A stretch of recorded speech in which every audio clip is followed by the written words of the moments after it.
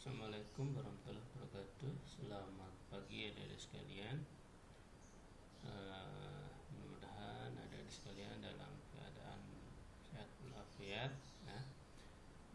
Jadi untuk pertemuan hari ini itu kita membahas tentang Pancasila sebagai sistem ketatanegaraan.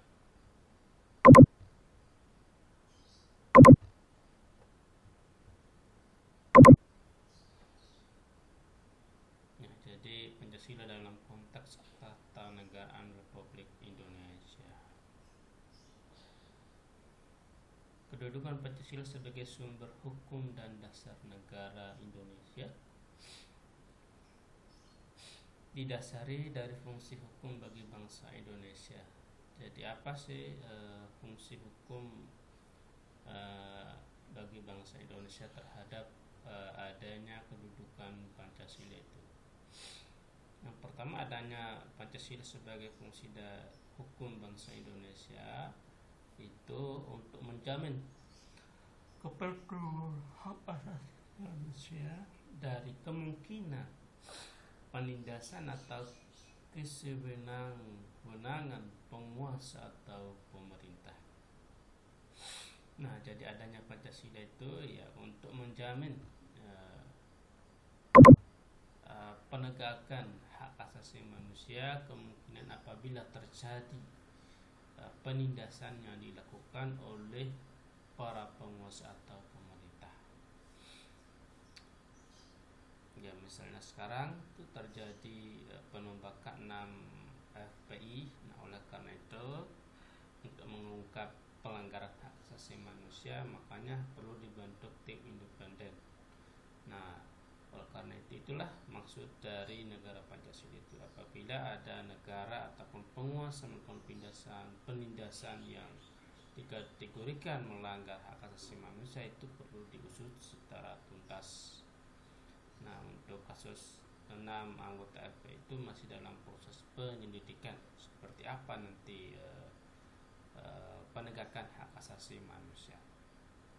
Yang kedua, memastikan setiap warga negara menjalankan hak dan kewajibannya, ya. Jadi apa sih hak warga negara? Itu yang pertama itu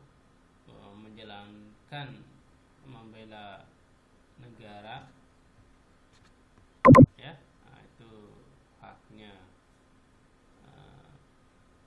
setiap warga negara, mencintai warga negara Indonesia, mendapatkan pendidikan yang layak, mendapatkan bantuan, mendapatkan perlindungan dan lain sebagainya. Sangat banyak tentang hak dari setiap warga negara. Sedangkan apa kewajiban dari warga negara terhadap negara? Yaitu menjaga persatuan dan kesatuan, itu wajib itu, ya. Yang berikutnya membayar pajak, nah itu wajib. Kemudian mentaati aturan hukum yang berlaku di negara Indonesia, itu adalah kewajiban dari setiap warga negara. Yang ketiga, menjamin pelaksanaan pembangunan nasional dan pencapaian tujuan nasional, ya. Jadi bagaimana sih pembangunan yang ada di Indonesia ini, apakah semakin hari semakin baik atau semakin hari semakin buruk? Nah, itu perlu kita melakukan evaluasi bagaimana perkembangan bangsa Indonesia, apakah sudah sesuai enggak dengan tujuan dari bangsa Indonesia. Ya, misalkan mendapatkan pendidikan yang layak, apakah masyarakat Indonesia, apakah setiap warga negara Indonesia telah mendapatkan pendidikan yang layak? Nah, itu bisa kita telusuri dan kita selidiki sedemikian rupa agar kita bisa menyampaikan aspirasi kepada bangsa Indonesia. Ternyata masih ada warga negara yang tidak mendapatkan pendidikan yang layak. Nah, itulah kedudukan Pancasila. Membuat hubungan antar warga warga negara dan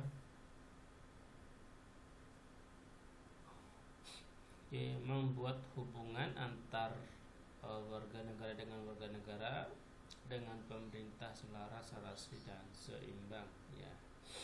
Jadi hubungan antara masyarakat dengan masyarakat lain itu ataupun hubungan dengan pemerintah harus seimbang ya. Menciptakan masyarakat yang tertib, teratur, adil, damai dan sejahtera.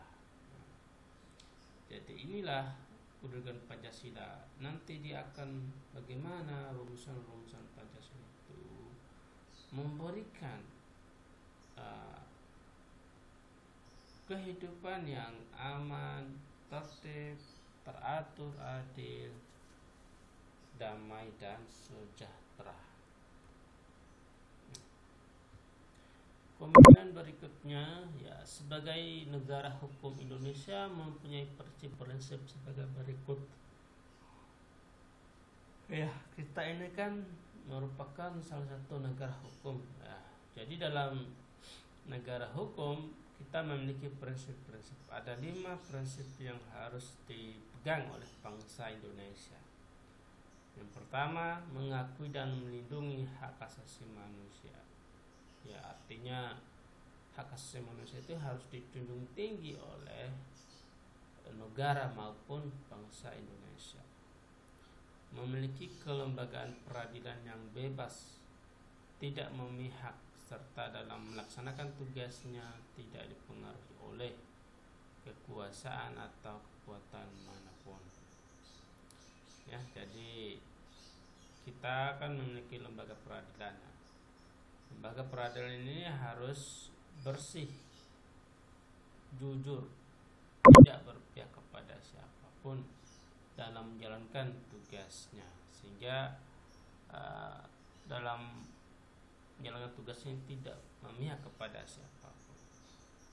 Adanya peradilan hukum dan sanksi hukum yang tidak memihak. Ini ada peradilan. Ya, itu ada Mahkamah Konstitusi, Mahkamah Yudisial, kemudian Pengadilan Tata Usaha Negara dan lain sebagainya. Itu semua adalah lembaga-lembaga negara yang yang dapat memberikan kepastian hukum yang bisa dilakukan oleh warga masyarakat Indonesia.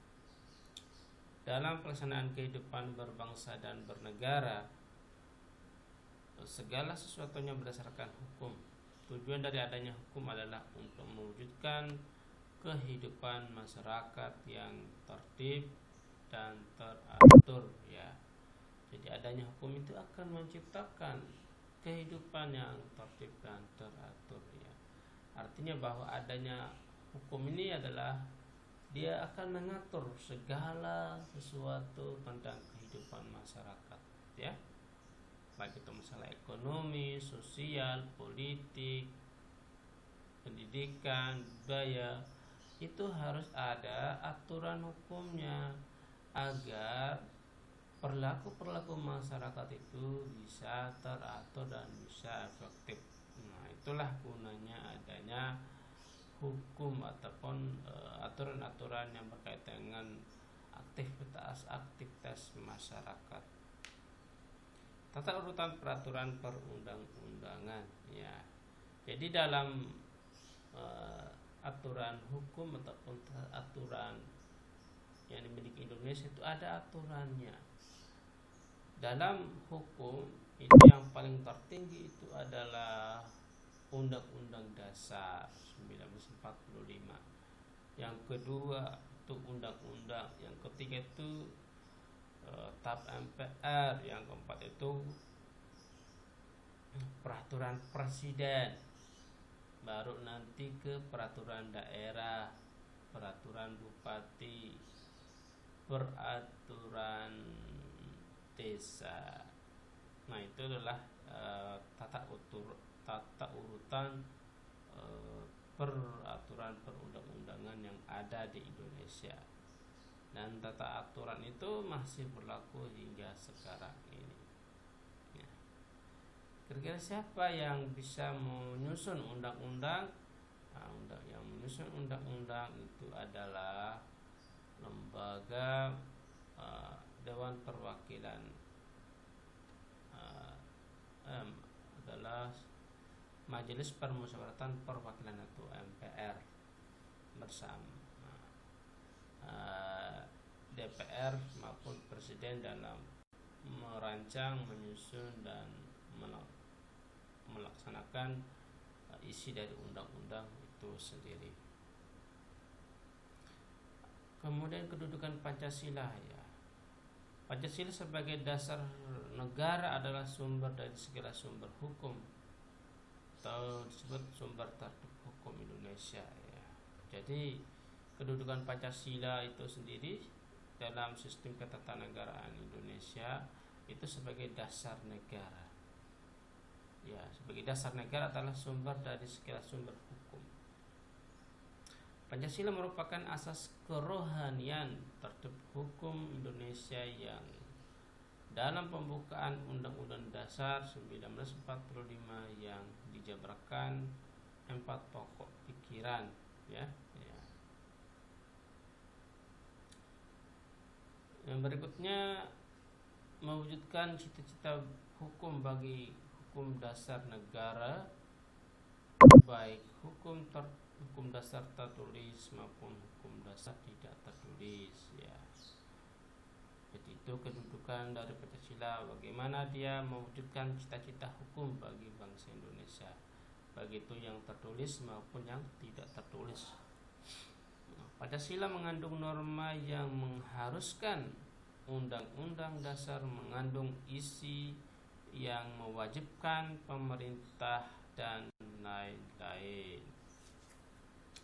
Pancasila merupakan sumber semangat bagi Undang-Undang Dasar 1945, penyelenggara negara, pelaksana pemerintah termasuk penyelenggara partai dan golongan fungsional. Nah, jadi yang kelima ini dia lebih kepada bagaimana Pancasila itu sebagai sumber semangat bagi Undang-Undang Dasar 1945 sebagai penyelenggara negara, pelaksana pemerintah termasuk penyelenggaraan partai dan golongan fungsional. Jadi itulah ada 5 kedudukan dari Pancasila, ya, sebagai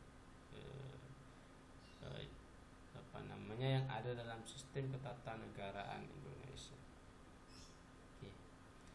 Apa sih makna isi pembukaan Undang-Undang Dasar 1945? Ini ada 4 alinea. Alinea 1 itu terkandung motivasi, dasar dan pembenaran perjuangan. Itu yang berarti kemerdekaan adalah hak segala bangsa dan penjajahan bertentangan dengan peri kemanusiaan dan peri keadilan, ya. Jadi kemerdekaan itu adalah hak segala bangsa. Kemudian adanya penjajahan itu merupakan sesuatu yang tidak berperi kemanusiaan dan peri keadilan.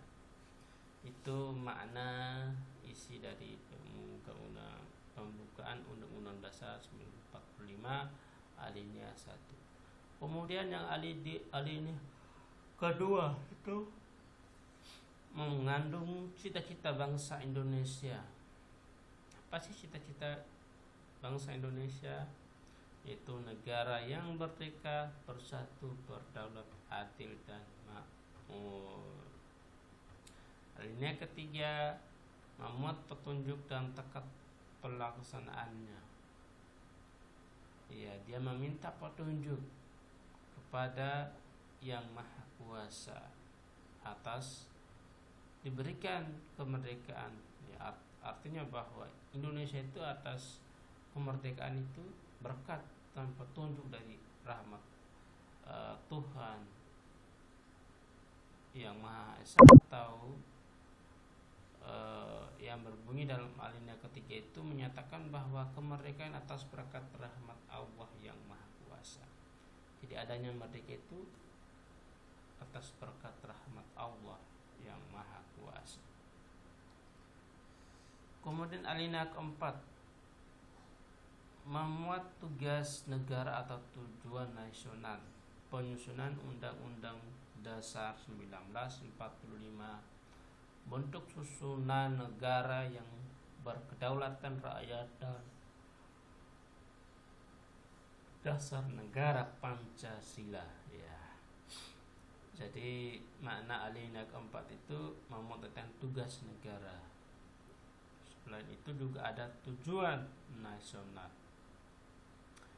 Jadi penyusunan undang-undang dasar, kemudian bentuk susunan negara yang berkedaulatan rakyat dan dasar negara Pancasila. Nah, itulah makna dari isi pembukaan Undang-Undang Dasar 1945, ada 4 ya. Oke, kedudukan Undang-Undang Dasar 1945 sebagai stat fundamental norm ya. Jadi ini adalah kedudukan sebagai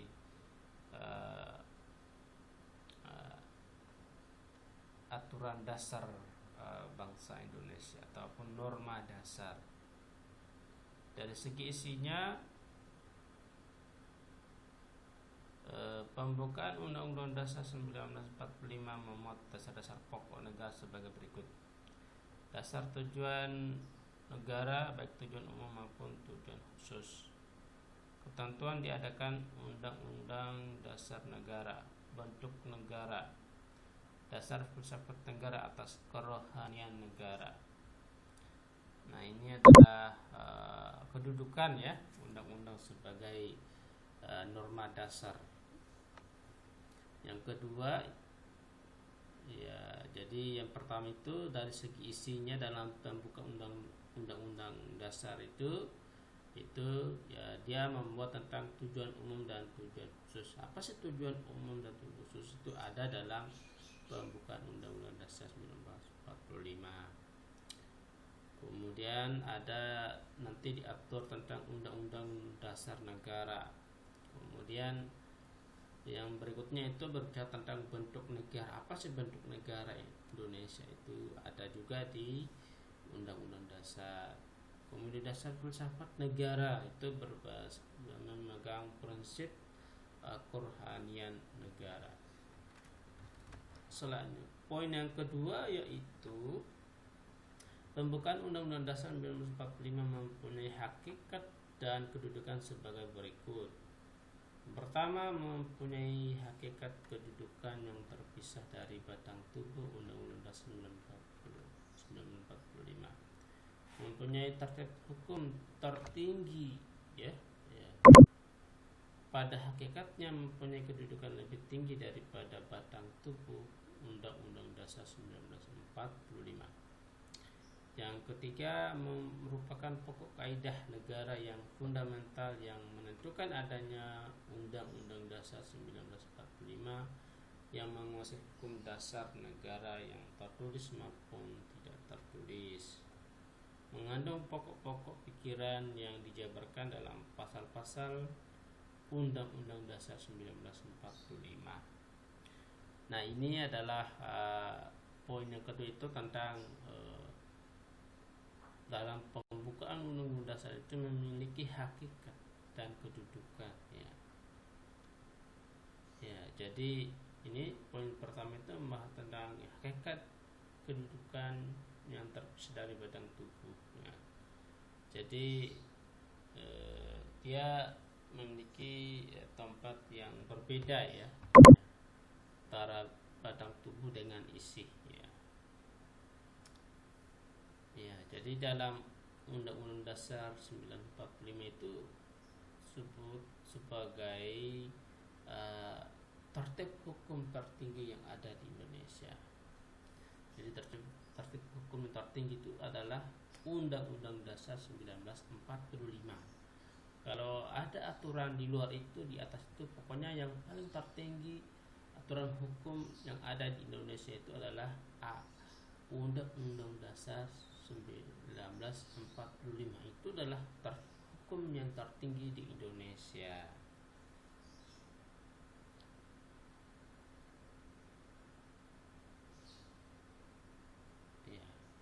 kemudian di dalam Undang-Undang Dasar 1945 itu dia mengatur dua dasar hukum negara Indonesia, yaitu hukum dasar tertulis dan hukum dasar yang tidak tertulis. Yang hukum dasar yang tertulis itu berupa apa, Pak? Nah, itu misalnya Undang-Undang Dasar 1945, kemudian Undang-Undang, Peraturan Presiden, Peraturan Menteri, Ketetapan MPR, kemudian peraturan daerah, peraturan gubernur, peraturan bupati, peraturan desa. Nah, itu semua adalah sumber hukum yang tertulis. Nah, bagaimana dengan sumber hukum yang tidak tertulis, Pak? Itu berbicara tentang hukum adat. Hukum adat itu kan hukum yang tidak tertulis, namun dalam implementasinya itu ditaati oleh masyarakat. Ya, misalnya hukum-hukum adat yang ada di setiap daerah itu ada hukum adatnya. Nah, itu hukum adat itu dikatakan sebagai hukum yang tidak tertulis, namun dalam implementasinya itu diikuti oleh masyarakat.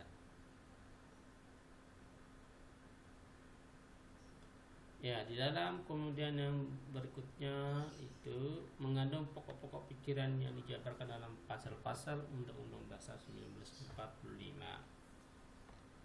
Jadi ada pasal-pasalnya yang mengatur dari segala sesuatu kehidupan bangsa Indonesia. Oke, kedudukan pembukaan Undang-Undang Dasar 1945 sebagai tertib hukum Indonesia dalam hal ini memiliki dua aspek. Yang pertama, memberikan faktor-faktor mutlak bagi terwujudnya tertib hukum Indonesia dan termasuk dalam tertib hukum Indonesia sebagai tertib hukum tertinggi. Yang kedua, tercantum dalam pembukaan Undang-Undang Dasar 1945 adalah sebagai sumber dari segala sumber hukum Indonesia.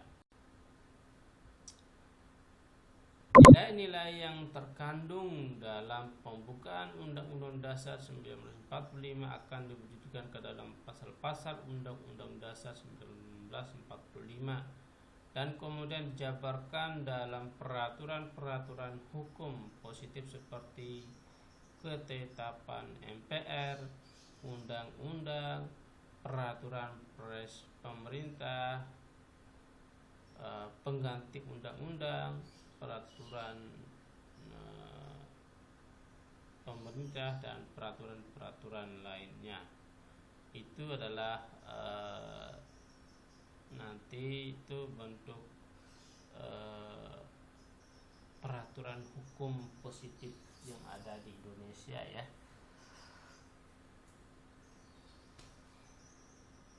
Ya, peraturan positif itu aturan-aturan yang akan diberlakukan ya, yang akan diberlakukan di negara Indonesia, mulai dari ketetapan MPR, kemudian undang-undang, peraturan pemerintah pengganti undang-undang, itu misalnya peraturan presiden, instruksi presiden dan lain sebagainya. Itu adalah pengganti undang-undang yang bersifatnya mendesak. Itu tergantung presidennya yang mengeluarkan. Oke, selanjutnya kita membahas tentang sistem negara Indonesia berdasarkan Undang-Undang Dasar 1945 sebelum amandemen. Nah, ini adalah sistem pemerintahan kita itu sebelum undang-undang itu diamandemen. Yang pertama, Indonesia adalah negara berdasarkan atas hukum, sistem konstitusional. Kekuasaan tertinggi di tangan MPR. Berikutnya, presiden adalah penyelenggara pemerintah negara yang tertinggi di bawah MPR. Presiden tidak bertanggung jawab kepada DPR. Menteri negara adalah pembantu presiden dan tidak bertanggung jawab terhadap DPR. Kekuasaan kepala negara tidak terbatas. Nah, itu adalah sistem perundang-undangan, sistem pemerintah negara kita ya, sebelum undang-undang. Kemudian kira-kira bagaimana itu bentuk sistem pemerintahan negara Indonesia setelah amandemen? Yang pertama, bentuk negara kesatuan dengan prinsip otonomi yang luas. Wilayah negara terbagi menjadi beberapa provinsi. Bentuk pemerintahan adalah republik. Sistem pemerintahan adalah presidensial. Presiden adalah kepala negara sekaligus kepala pemerintahan. Kabinet atau menteri diangkat oleh presiden dan bertanggung jawab kepada presiden. Parlemen terdiri dari dua bikameral, yaitu DPR dan DPD.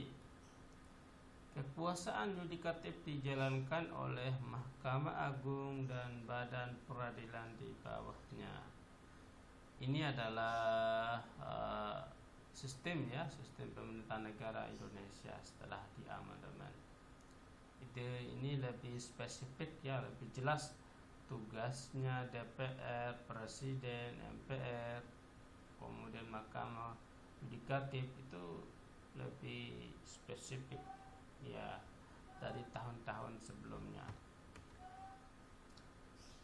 Nah, apa sih lembaga negara? Ya, lembaga negara adalah lembaga pemerintahan atau yang disebut civilized organization, di mana lembaga tersebut dibuat oleh negara, dari negara dan untuk negara, di mana bertujuan untuk membangun negara itu sendiri. Tugas kelembagaan negara Republik Indonesia sebelum undang-undang di amandemen. Nah, ini kan tugas kelembagaan negara ya. Ya, misalnya ada tugas MPR. Tugas MPR itu apa? Mengangkat dan memberhentikan presiden dan wakil presiden dalam masa jabatannya. Yang kedua, melantik presiden dan wakil presiden, melakukan amandemen terhadap Undang-Undang Dasar 1945. Kemudian tugas DPR itu yang pertama, bersama presiden menetapkan undang-undang, bersama presiden menetapkan APBN, melakukan pengawasan terhadap presiden, dan jika DPR menganggap bahwa presiden melanggar haluan negara yang telah ditetapkan atau oleh MPR, maka dapat diundang untuk persidangan istimewa untuk meminta pertanggungjawaban presiden. Nah, ini tugas DPR ya. Dia itu bersama presiden menetapkan undang-undang, dan juga nanti kalau ada dia juga berhak memberikan keterangan ya misalnya dalam melaksanakan tugas negara presiden telah melanggar beberapa aturan, maka DPR juga diberikan kewenangan untuk melakukan sidang istimewa. Kemudian DPA, Dewan Pertimbangan Agung ya, adalah badan penasihat pemerintah yang memiliki kewajiban memberi jawab atas pertanyaan presiden serta wajib memberikan pertimbangan kepada presiden dan memiliki hak mengajukan usul kepada presiden. Nah, ini adalah Dewan Pertimbangan Agung ya. Ya, dia ini berada pada Badan Penasihat Pemerintah. BPK ya, berikutnya Badan Pemeriksa Keuangan, memiliki tugas memberikan semua pelaksanaan anggaran, pendapatan dan belanja negara. Hasil pemeriksaan diberhentikan oleh DPR ya. Kemudian MA ya, itu sebelumnya itu bertugas ya, Mahkamah Agung memiliki tugas memberikan nasihat hukum kepada presiden untuk pemberian ataupun penolakan gerasi memberikan pertimbangan-pertimbangan dalam bidang hukum baik diminta atau tidak kepada lembaga-lembaga tinggi negara. Nah, ini adalah tugas-tugas kelembagaan negara sebelum amandemen. Nah, kalau setelah amandemen, ini tugasnya MPR bukan lagi sebagai lembaga tertinggi negara, tetapi sebagai lembaga tinggi negara. Kekuasaan DPR membentuk undang-undang sebelumnya ada di tangan presiden. DPA menjadi hilang, gantinya disebut Dewan Pertimbangan yang dibentuk oleh presiden. Kemudian kekuasaan kehakiman dipegang oleh Mahkamah Agung, Komisi Yudisial, dan Mahkamah Konstitusi yang memiliki masing-masing tugas yang berbeda-beda ya. Masalah kehakiman itu dikoordinir oleh 3 lembaga negara, ada Mahkamah Agung, Komisi Yudisial, dan Mahkamah Konstitusi. 3 lembaga ini memiliki tugas yang berbeda-beda. Bentuk NKRI sudah final, tidak akan dilakukan perubahan. Ini adalah struktur sistem ketatanegaraan Republik Indonesia sebelum amandemen. Nah, ini MPR itu berada paling atas. Setelah itu baru posisi kedua itu Undang-Undang Dasar 1945. Nah, ini adalah jadi itu yang saya bacakan tadi itu, ini begini struktur ketatanegaraan ya. Itu MPR itu sebagai lembaga tertinggi negara. Sedangkan DPR, Presiden, BPK, DPA, dan MA itu adalah lembaga tinggi negara ya. Mereka berada sama posisinya ya, sama posisinya kelima lembaga negara itu. Lanjut. Nah, ini adalah sistem ketatanegaraan Indonesia setelah amandemen menurut Undang-Undang Dasar 1945. Jadi yang paling tertinggi itu adalah Undang-Undang Dasar 1945 ya. Jadi lembaga tinggi negara yang paling tertinggi adalah undang-undang.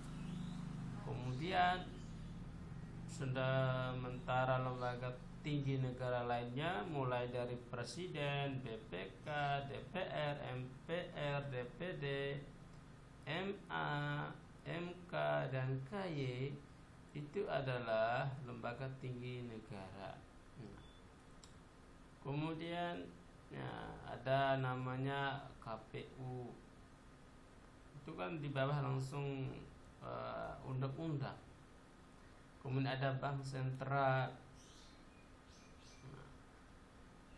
Kemudian dalam presiden itu nanti dia akan mengatur ada Kementerian Negara, Dewan Pertimbangan, kemudian TNI, Polri. Nah, itu mereka itu adalah pembantu presiden di tingkat pusat. Kalau Badan Pemeriksa Keuangan, nah, jadi sekarang itu BPK itu sudah ada setiap provinsi. Sebelumnya tidak ada ya, perwakilan provinsi itu ada. Kemudian untuk membantu presiden dalam melaksanakan roda pemerintahan atau dibentuk Kementerian Negara.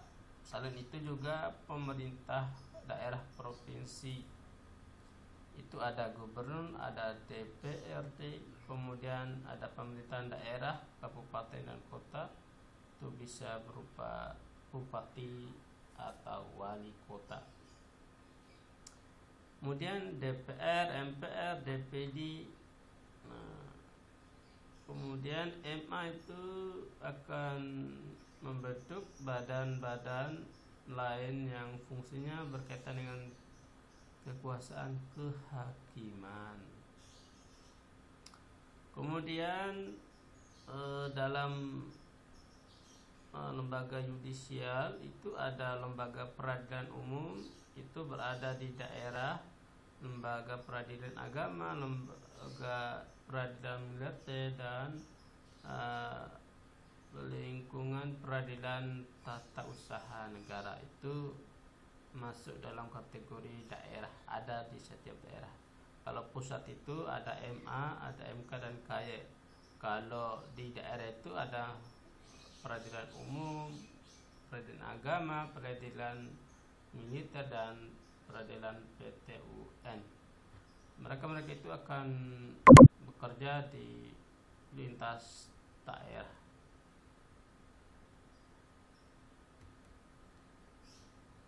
Nah, ini adalah perbandingan kekuasaan lembaga negara sebelum amandemen.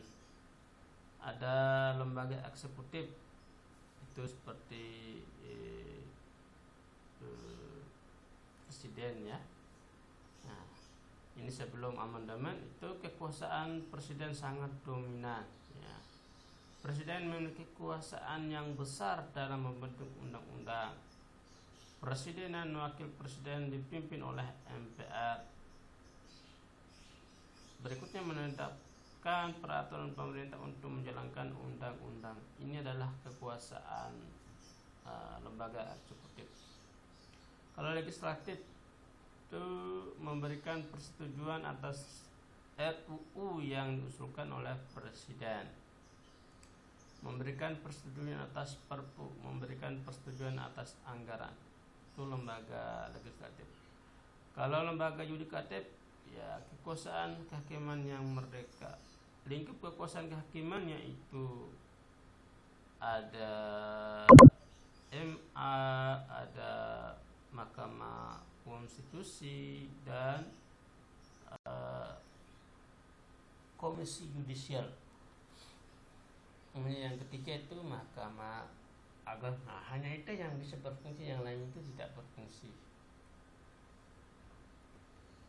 Kemudian setelah amandemen, nah ini tugas lembaga negara tadi, ada lembaga eksekutif, legislatif, dan yudikatif itu mulai secara terperinci ya.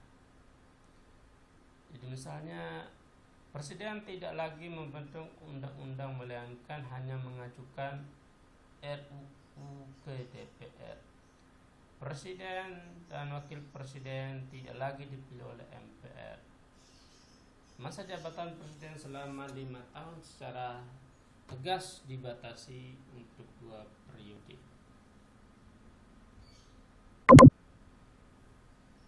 Ditentukannya mekanisme impeachment terhadap presiden dan wakil presiden yang melibatkan DPR, MK, dan MPR. Ya, mekanisme impeachment itu adalah jika ada presiden dan wakil presiden melakukan pelanggaran undang-undang, misalnya melakukan korupsi, itu akan diberikan pertanggungjawaban ataupun permintaan pertanggungjawaban kepada yang bersangkutan oleh DPR, Mahkamah Konstitusi, dan MPR. Presiden tidak dapat membubarkan DPR. Pengangkatan pejabat-pejabat publik seperti anggota BPK, anggota Komisi Yudisial harus dengan persetujuan DPR. Dalam pembentukan, pengubahan, dan pembubaran kementerian harus diatur dengan undang-undang, tidak bebas seperti sebelumnya. Kemudian lembaga legislatif, ya, posisi dan kewenangannya diperkuat. Yang kedua, mempunyai kekuasaan membentuk undang-undang. Proses dan mekanisme membentuk undang-undang antara DPR dan pemerintah. Mempertegas fungsi DPR, yaitu fungsi legislasi, fungsi anggaran, fungsi pengawasan sebagai mekanisme kontrol antar negara. Itu adalah tugas dari legislasi. Sementara lembaga yudikatif penegasan tentang independensi kekuasaan kehakiman. Ya, dia harus independen. Yang kedua, kekuasaan kehakiman tidak lagi hanya monopoli MA dengan badan-badan peradilan berada di bawahnya, melainkan juga oleh MK. Adanya komisi yudisial yang bersifat mandiri,